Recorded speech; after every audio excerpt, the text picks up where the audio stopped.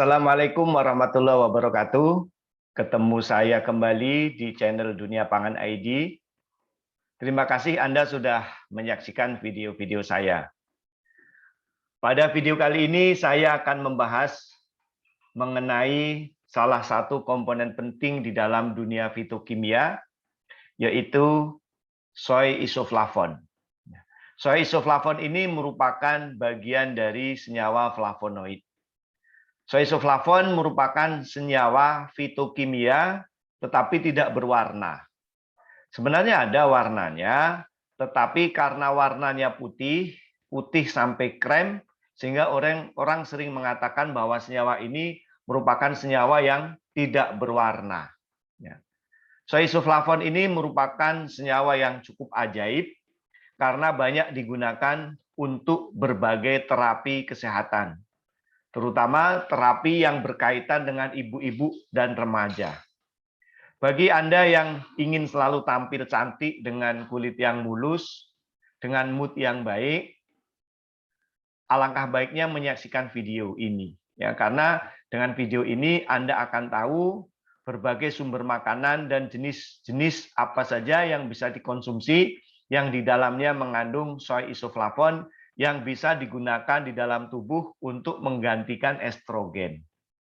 Sementara estrogen ini merupakan hormon bagi perempuan yang menentukan segalanya. Segalanya ini yang dimaksud adalah segala jenis kebutuhan bagi perempuan dari A sampai Z.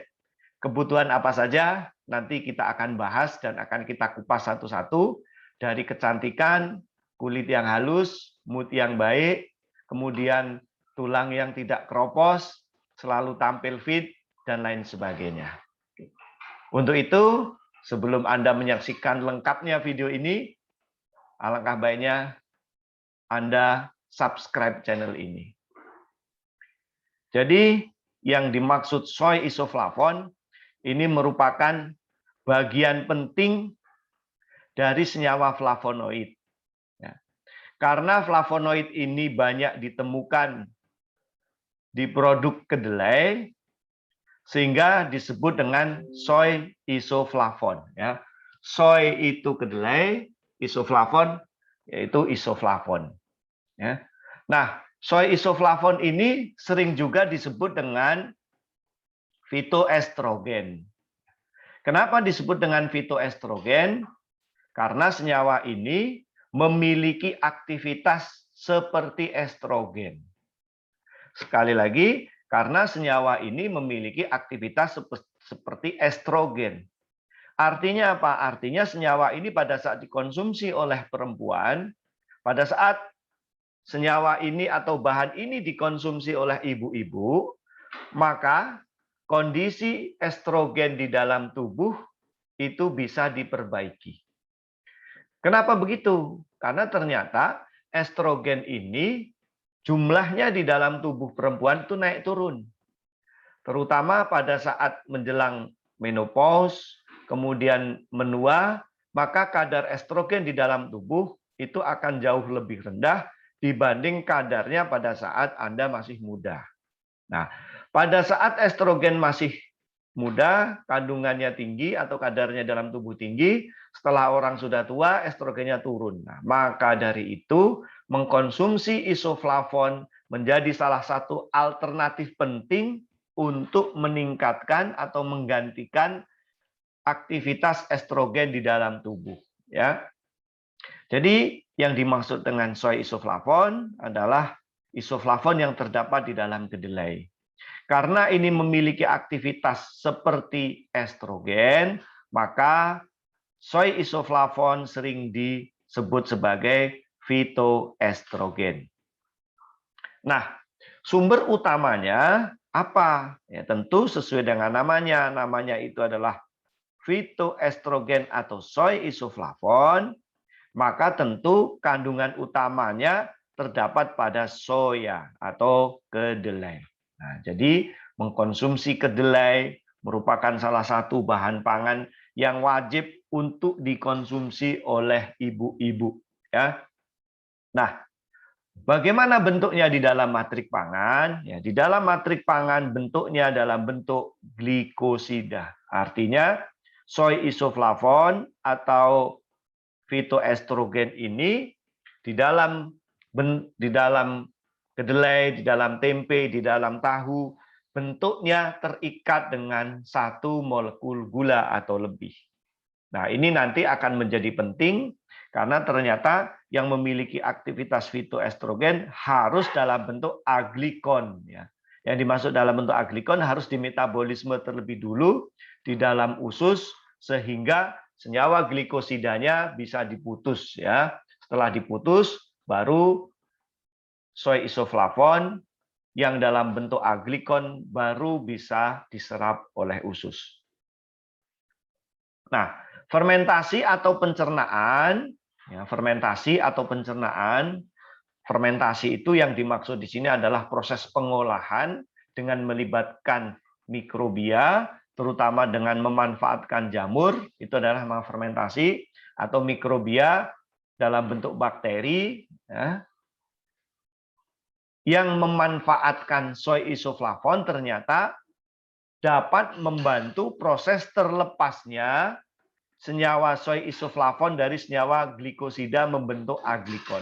Ya, jadi sekali lagi proses fermentasi atau proses pencernaan. Jadi ada dua. Boleh proses fermentasi, artinya proses ini dikembangkan dengan metode pengolahan yang memanfaatkan mikrobia, dan pencernaan, artinya kalaupun kita mengkonsumsi soy isoflavon dalam bentuk glikosida, artinya tubuh kita bisa memetabolisme glikosida atau isoflavon glikosida menjadi isoflavon yang lepas dari senyawa glikosidanya yang kemudian disebut dengan isoflavon aglikon. Ya, nah, sekali lagi ada istilah isoflavon aglikon, artinya isoflavon yang sudah dilepas dari molekul gulanya. Nah, soy isoflavon ini ada 3 bentuk atau 3 jenis di dalam bahan pangan. Yang pertama adalah genistin, ya. Yang kedua daidzin, dan yang ketiga glisitin. Nah, senyawa-senyawa ini masih dalam bentuk glikosida, artinya senyawa yang masih berikatan dengan satu molekul gula. Sedangkan dalam bentuk aglikonnya, artinya soy isoflavon yang sudah dipisahkan antara soy isoflavon dengan senyawa gulanya akan berubah nama, di mana genistin akan berubah menjadi genistein. Sementara daidzin akan berubah menjadi daidzin, ya. Daidzin akan berubah menjadi daidzin. Sementara glisitin akan berubah menjadi glisitein, ya. Jadi ada penambahan huruf e, ya, sebelum kata in, ya. Ya, jadi ada penambahan e di sini sebelum kata in. Jadi menjadi genistein, daidzin, dan glisitein. Ini artinya soy isoflavon yang sudah terlepas dari senyawa glikosida. Nah, saya akan membandingkan perbedaan antara senyawa estrogen. Senyawa estrogen adalah senyawa estradiol dengan senyawa turunan dari soy isoflavon, ya. Dari hasil penelitian bahwa ternyata senyawa turunan dari soy isoflavon yang memiliki aktivitas tertinggi, yaitu aktivitas estrogen, itu adalah senyawa equol, ya, senyawa equol. Nah, senyawa daidzin, kemudian ini genistein, ini glisitein, kemudian masuk ke dalam tubuh dan dimetabolisme menjadi senyawa equol.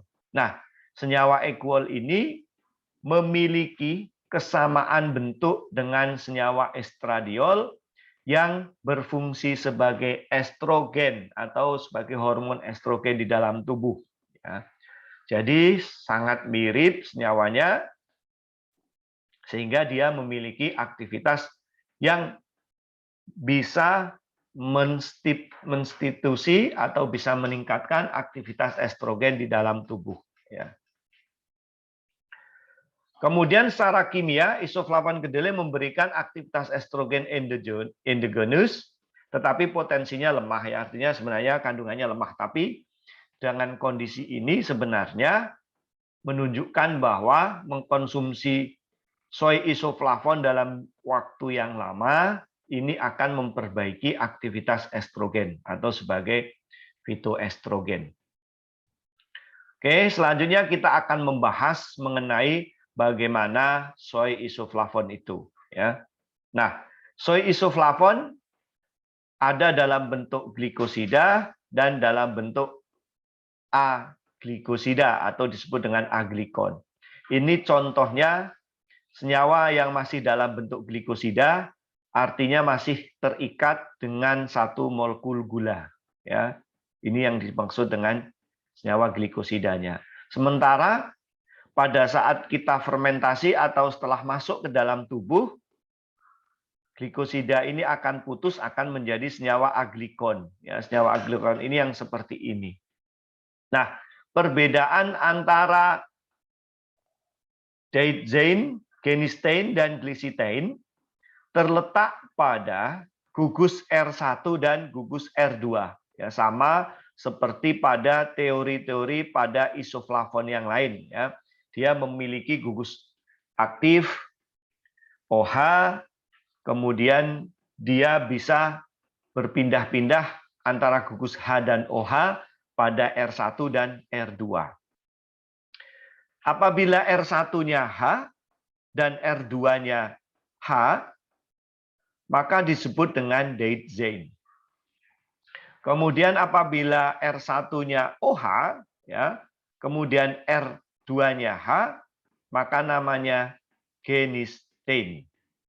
Kalau R1-nya H, sementara R2-nya adalah OCH3, maka namanya glycitein. Ya. Dari senyawa aktif ini, kalau dilihat dari kelarutannya di dalam air, maka genistein merupakan senyawa yang paling larut di dalam air, diikuti daidzein, kemudian glycitein. Ya, itu jika dilihat dari kelarutannya. Nah, kemudian pada kondisi aglikon, pada kondisi glikosida, maka kasusnya juga akan sama. Yang membedakannya selain pada glikosida ada R1, R2, ada juga R5, di mana R5 ini adalah senyawa yang terikat pada C6 dari gugus gula, sehingga akan menjadi R3. R3 ini yang sama dengan R1 pada aglikon, kemudian R4 ini sama dengan R2 pada aglikon, dan R5. Ya, sama. Jadi pada gugus R3, gugus H, R4-nya H, R5-nya H, maka namanya daidzein. Ya. Demikian juga dengan genistein, ini R3-nya OH, ya, R3-nya OH, R4-nya H, R5-nya H, maka namanya genistein. Ya. Kemudian pada R3H, R4-nya OCH3, dan R5-nya H, maka namanya glycitein, dan seterusnya, ya. Nah, ini merupakan senyawa penting yang terkandung di dalam kedelai yang dimanfaatkan sebagai soy isoflavon. Sekarang bagaimana soy isoflavon ini di metabolisme di dalam tubuh, ya? Jadi hasil metabolismenya ini tadi sudah saya ceritakan bahwa senyawa yang masih mengandung glikosida harus diputus di dalam saluran pencernaan menjadi senyawa aglikon, ya. Efek biologis isoflavon kedelai dipengaruhi oleh aktivitas mikrobia di dalam tubuh, ya. Contohnya daidzein dapat termetabolisme menjadi egg wall, yaitu metabolisme yang memiliki aktivitas estrogenik di dalam tubuh. Itu berasal dari daidzein, ya. Nah, Hasil penelitian menunjukkan bahwa 33% sampel yang memetabolisme dejen menjadi equal. Perbedaan individu dalam memetabolisme isoflavon memiliki implikasi penting bagi aktivitas biologis. Ya, jadi kondisi soy isoflavon di dalam tanaman atau di dalam kedelai ini bentuknya adalah glikosida. Ya, supaya bisa masuk ke dinding usus, supaya bisa masuk diserap atau diserap oleh usus, maka harus berbentuk aglikon. Ya, sehingga aglikon ini adalah perubahan glikosida fitoestrogen atau isoflavon glikosida menjadi isoflavon aglikon. Itu bisa disebabkan oleh dua proses. Yang pertama adalah proses fermentasi selama proses pengolahan pangan atau kedelai. Yang kedua, metabolisme di dalam usus. Ya. Nah, dari hasil penelitian menunjukkan bahwa tidak semua sampel atau tidak semua orang yang mengkonsumsi soy isoflavon itu bisa memutus glikosida menjadi aglikon. Karena proses pemutusan glikosida menjadi aglikon itu dibantu oleh enzim yang terdapat di dalam mikroorganisme di dalam usus. Nah, sementara populasi mikrobia yang menghasilkan enzim ini sangat tergantung seberapa sering kita mengkonsumsi produk kedelai. Artinya semakin sering kita mengkonsumsi produk kedelai atau produk olahan kedelai, maka populasi mikrobia yang membantu saluran pencernaan itu akan semakin tinggi. Artinya akan semakin banyak glikosida yang diputus. Ya. Kemudian akan menjadi semakin banyak pula isoflavon yang menyeberang melalui dinding usus, kemudian masuk ke pembuluh darah. Ya, jadi itu syaratnya supaya soy isoflavon melakukan aktivitas fitoestrogen dengan baik. Syaratnya tubuh kita harus bisa memutus ikatan isoflavon glikosida menjadi isoflavon aglikon. Nah, berikutnya pada saat soy isoflavon sudah masuk ke dalam darah, kemudian dikirim ke hati untuk dimetabolisme menjadi equon. Ya, karena yang memiliki aktivitas fitoestrogenik ini adalah senyawa equol yang merupakan hasil metabolisme dari soy isoflavon. Ya, jadi syarat utama supaya bisa dimetabolisme, tubuh kita harus bisa memutuskan ikatan glikosida dari isoflavon itu sehingga menjadi isoflavon aglikon. Nah,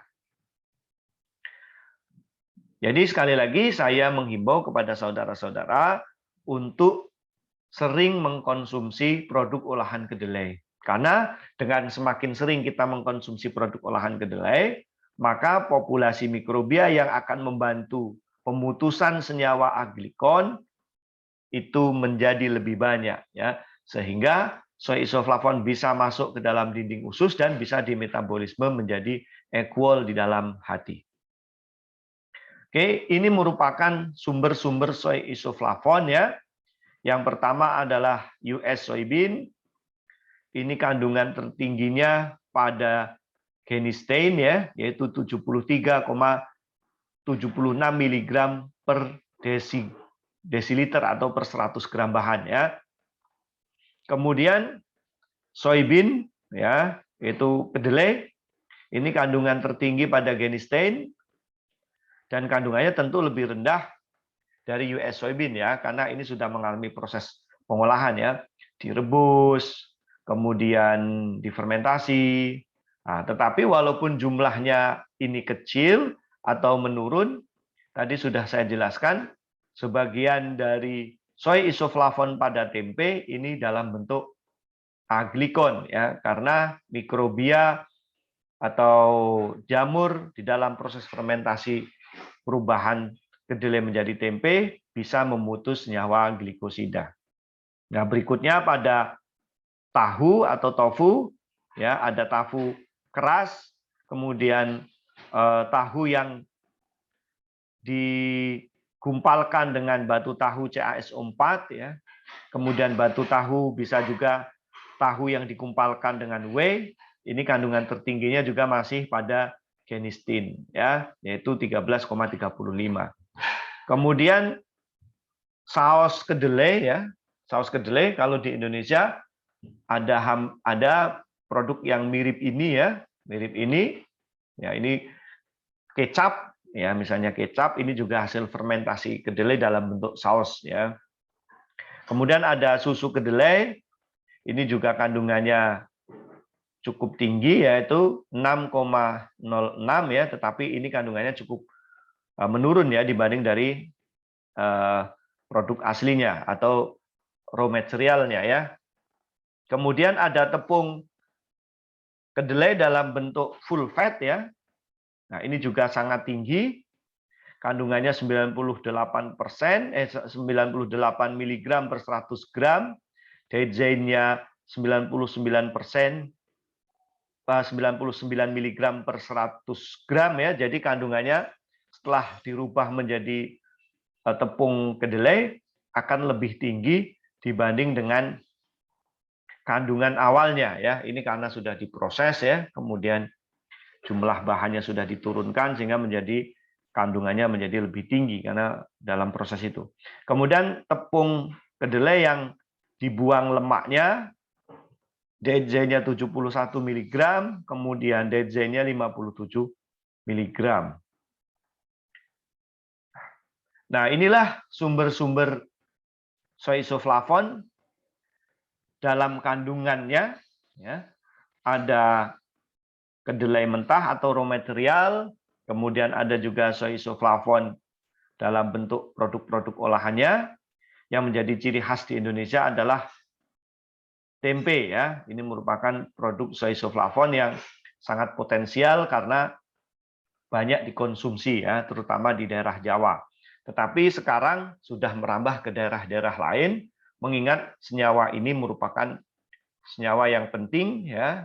Bahan pangan ini bahan pangan yang penting, dan sekarang tempe sudah dikembangkan di berbagai negara, di mana tempe ini sekarang menjadi salah satu produk asli Indonesia yang sudah mulai merambah ke negara-negara lain ya, negara Asia, negara Eropa, dan negara Amerika ya. Nah, itulah penjelasan mengenai soy isoflavon, kemudian sumber-sumber soy isoflavon. Sekali lagi, soy isoflavon ini merupakan flavonoid yang terdapat pada kedelai yang selama proses pengolahannya akan berubah menjadi glikosida menjadi aglikon ya. Demikian juga proses pencernaan kita bisa merubah isoflavon glikosida menjadi isoflavon aglikon. Nah, sebelum saya tutup video ini, saya mengingatkan ya, bagi saudara-saudara, silahkan diperbanyak mengkonsumsi produk olahan kedelai. Kenapa? Ternyata dari hasil penelitian tidak semua orang ya dalam usus kita itu bisa merubah senyawa glikosida menjadi aglikon, karena perubahan glikosida menjadi aglikon sangat dipengaruhi oleh populasi mikrobia di dalam usus kita. Sementara populasi mikrobia sangat tergantung pada seberapa sering kita mengkonsumsi produk olahan kedelai. Ya, mengenai bagaimana metabolismenya, kemudian efeknya terhadap kesehatan, saya akan bahas pada video yang lain.